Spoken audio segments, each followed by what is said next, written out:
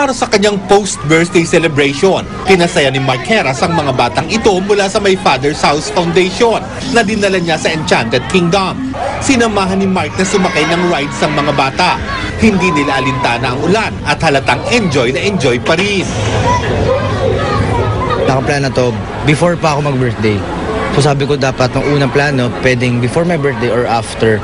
Si Mark din ang nagsilbing celebrity storyteller at kinwentuhan ng mga bata na nasa theme park tungkol sa istorya ng kapanganakan ni Jesus.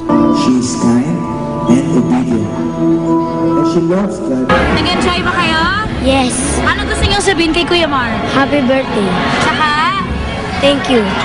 Ito raw ang paraan ni Mark na magpasalamat sa lahat ng blessing na natanggap niya ngayong 2010.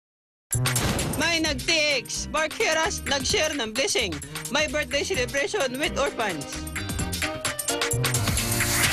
Medyo nagka-aberya sa schedule pero natuloy na rin ang reaching out ni Mark sa mga less fortunate.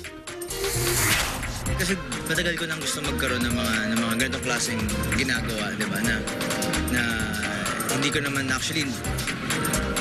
kailangan